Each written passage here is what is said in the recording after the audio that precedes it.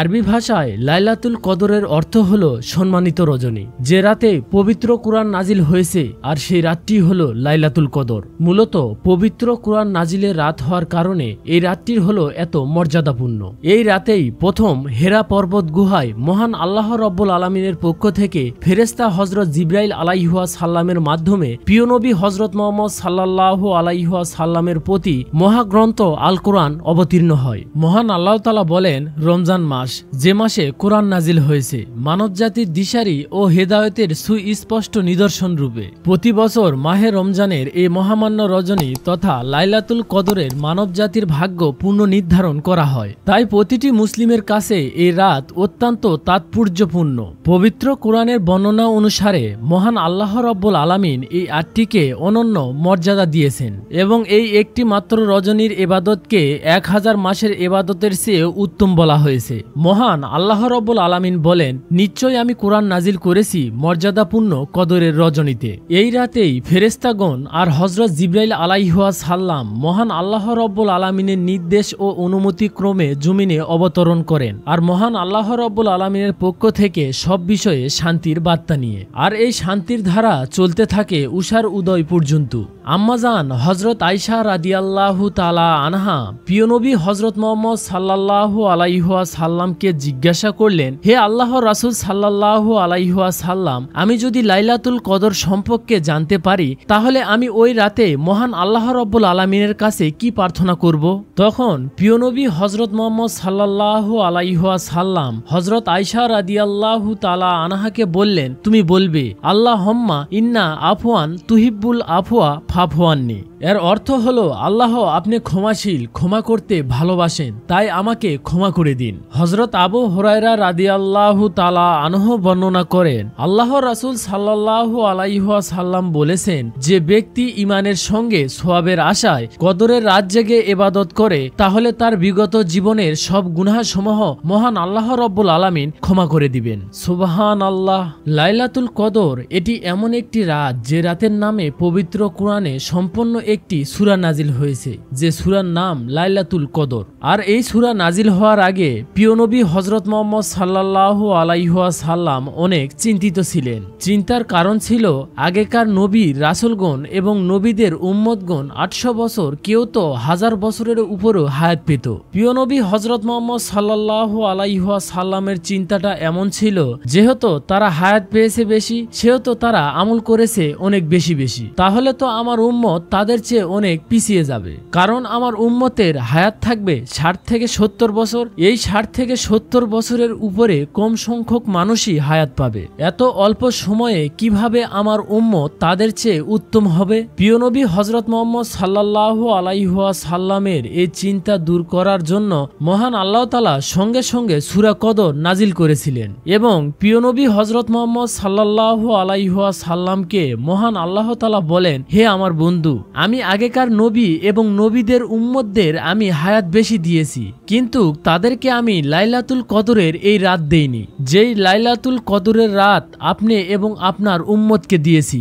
সুবহানাল্লাহ। মহান আল্লাহ তাআলা বলেন, লাইলাতুল কদর এটি এমন একটি রাত যে রাতটি 1000 মাসের চেয়েও সেরা। মানে আপনি 1000 মাস ইবাদত করলে যে সওয়াব পাবেন সে সওয়াব এই রাত, অর্থাৎ লাইলাতুল কদরের রাতে ইবাদত করলেই পেয়ে যাবেন। সুবহানাল্লাহ। আপনাদের যদি আমি এই রাতের আমলের বরকতের সম্পর্কে একটু ধারণা দেই তাহলেই বুঝতে পারবেন। আপনি যদি লাইলাতুল কদরের রাতে 1 সেকেন্ড ইবাদত করেন তাহলে আপনার সেই 1 সেকেন্ড ইবাদত 23 ঘন্টা ইবাদত করার চেয়েও উত্তম হবে ইনশাআল্লাহ। এবং যদি আপনি লাইলাতুল কদরের রাতে 1 মিনিট ইবাদত করেন তাহলে সেই 1 মিনিট ইবাদত 58 দিন ইবাদতের চেয়েও উত্তম হবে ইনশাআল্লাহ। এবং যদি আপনি লাইলাতুল কদরের রাতে 1 ঘন্টা ইবাদত করেন তাহলে সেই 1 ঘন্টা ইবাদত 9 বছর 8 মাস ইবাদত করার চেয়েও উত্তম হবে ইনশাআল্লাহ। এবং লাইলাতুল কদরের রাতে যদি আপনি 1 রাত ইবাদত করেন তাহলে সেই 1 রাত ইবাদত 83 বছর 4 মাস ইবাদত করার চেয়েও উত্তম হবে ইনশাআল্লাহ। প্রিয় মুসলিম সকল ভাই ও বোনেরা, এই রাতে অল্প সময়ে আমরা চাইলেই অনেক কিছু অর্জন করতে পারি। তাই এই রাতকে আমরা সবাই বেশি বেশি গুরুত্ব দিব এবং আমরা সবাই লাইলাতুল কদরের রাতটি সারা রাত জেগে সুবহে সাদেক হওয়ার আগ পর্যন্ত মহান আল্লাহ তাআলার দরবারে ইবাদত করে কাটাবো ইনশাআল্লাহ। এবং মহান আল্লাহ তাআলা লাইলাতুল কদরের এই রাতেই আমাদের সকলের ভাগ্য নির্ধারণ করেন। অর্থাৎ আমরা সামনে এক বছর কিভাবে কাটাবো, কত রিজিক অর্জন করব, কি খাবো,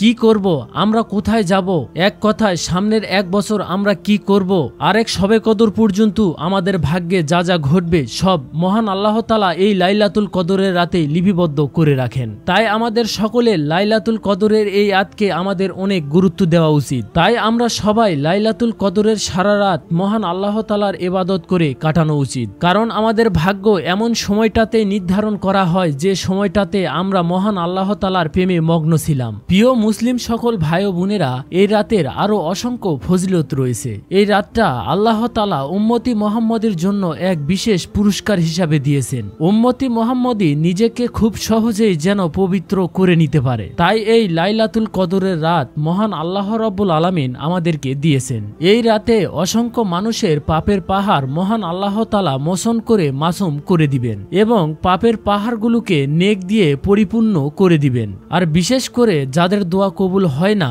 তারা এই লাইলাতুল কদরের রাতে দোয়া করলেই মহান আল্লাহ রাব্বুল আলামিন সেই দোয়া কখনোই ফিরিয়ে দেন না। আর এই লাইলাতুল কদরের রাতে কেউ যদি কেঁদে কেঁদে চোখের পানি ফেলে মহান আল্লাহ তাআলার দরবারে দোয়া করেন, তাহলে মহান আল্লাহ তাআলা তার ওই বান্দার দোয়া সাথে সাথে কবুল করে নেন। তাই প্রিয় মুসলিম সকল ভাই ও বোনেরা, আমাদের যা চাওয়ার ইচ্ছে হয় এই লাইলাতুল কদরের রাতেই মহান আল্লাহ তাআলার কাছে চেয়ে নেব। কারণ এই লাইলাতুল কদরের রাতে চাইলে মহান আল্লাহ তাআলা তার কোনো বান্দাকেই ফিরিয়ে দেন না। কারণ এই লাইলাতুল কদরের রাতে আমরা মহান আল্লাহ রাব্বুল আলামিনের কাছে যা চাইবো তাই পাবো। প্রিয় মুসলিম সকল ভাই ও বোনেরা, চলুন এখন আমরা জেনে আসি প্রিয় নবী হযরত মুহাম্মদ সাল্লাল্লাহু আলাইহি ওয়াসাল্লাম এই লাইলাতুল কদরের রাতে কি কি আমল বেশি বেশি করতেন।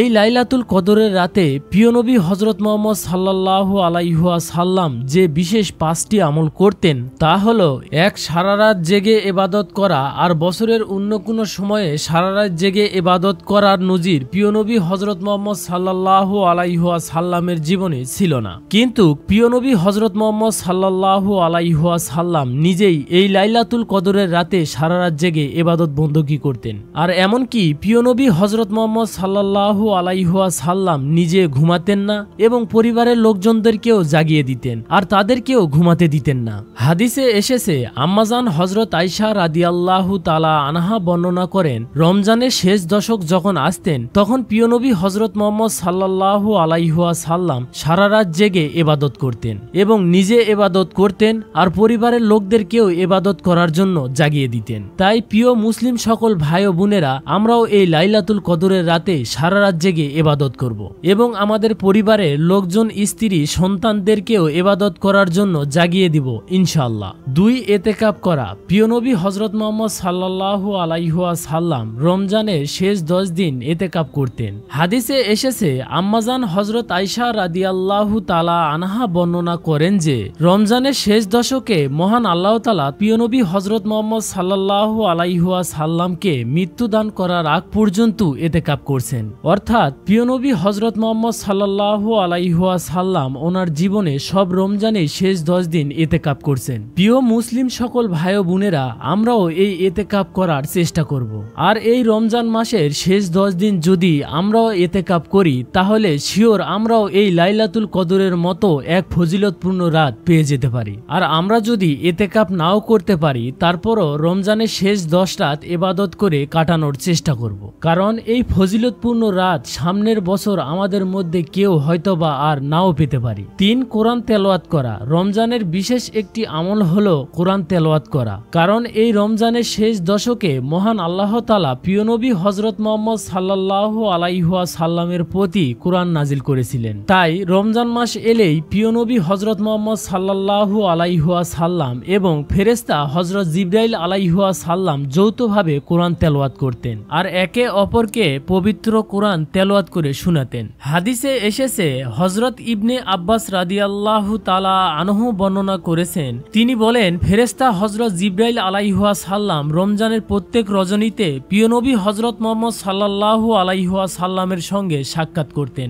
এবং প্রিয় নবী হযরত মুহাম্মদ সাল্লাল্লাহু আলাইহি ওয়াসাল্লামের কাছে কোরআন পূর্ণ আবৃত্তি করতেন, অর্থাৎ একজন আরেকজনকে পবিত্র কোরআন তেলাওয়াত করে শোনাতেন। তাই প্রিয় মুসলিম সকল ভাই ও বোনেরা, আমরাও এই পবিত্র রমজান মাসে বেশি বেশি করে কোরআন তেলাওয়াত করার চেষ্টা করব ইনশাআল্লাহ। কোরআন তেলাওয়াত করাও একটি ফজিলতপূর্ণ আমল। সুতরাং পবিত্র রমজান মাসের শেষ দশকের রাতগুলো তথা লাইলাতুল কদরের রাতে আমরা বেশি বেশি করে কোরআন তেলাওয়াত করব এবং আমরা কোরআনের অর্থ পড়ে কোরআনকে বোঝার চেষ্টা করব ইনশাআল্লাহ। মানে আমরা এই লাইলাতুল কদরের রাতে কোরআনের সাথে সম্পর্ক ঘনিষ্ঠ করার চেষ্টা করব ইনশাআল্লাহ। 4 কিয়ামুল লাইল করা। প্রিয় নবী হযরত মুহাম্মদ সাল্লাল্লাহু আলাইহি ওয়াসাল্লাম কিয়ামুল লাইল করতেন। তিনি কিয়ামুল লাইলকে কদরের সাথে জুড়ে দিয়েছেন। হযরত আবু হুরায়রা রাদিয়াল্লাহু তাআলা আনহু বর্ণনা করেছেন, তিনি বলেন আল্লাহর রাসূল সাল্লাল্লাহু আলাইহি ওয়াসাল্লাম বলেছেন, যে ব্যক্তি শবে কদরের ভাগ্য রজনী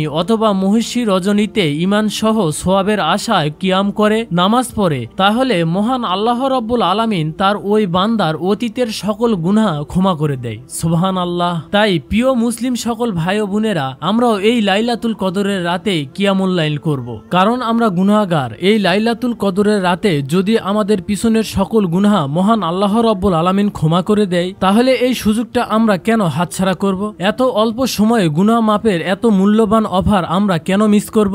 5 বেশি বেশি দোয়া করা। প্রিয় নবী হযরত মুহাম্মদ সাল্লাল্লাহু আলাইহি ওয়াসাল্লাম এই কদরের রাতে বেশি বেশি দোয়া করতেন। তাই আন্তরিকভাবে একনিষ্ঠতার সঙ্গে দোয়া করা। দোয়া হবে আবেগ, ভালোবাসা ও মনের মাধুরী মিশিয়ে, যেখানে কোনো লৌকিকতা থাকবে না। চোখের পানি ঝরিয়ে দোয়া করা আর দোয়ার শতভাগ আবেগ উজাড় করে দেওয়া। আম্মাজান হযরত আয়েশা রাদিয়াল্লাহু তাআলা আনহা প্রিয় নবী হযরত মুহাম্মদ সাল্লাল্লাহু আলাইহি ওয়াসাল্লামকে জিজ্ঞাসা করলেন, হে আল্লাহর রাসূল সাল্লাল্লাহু আলাইহি ওয়াসাল্লাম, আমি যদি লাইলাতুল কদর সম্পর্কে জানতে পারি, তাহলে আমি ওই রাতে মহান আল্লাহ রাব্বুল আলামিনের কাছে কি প্রার্থনা করব?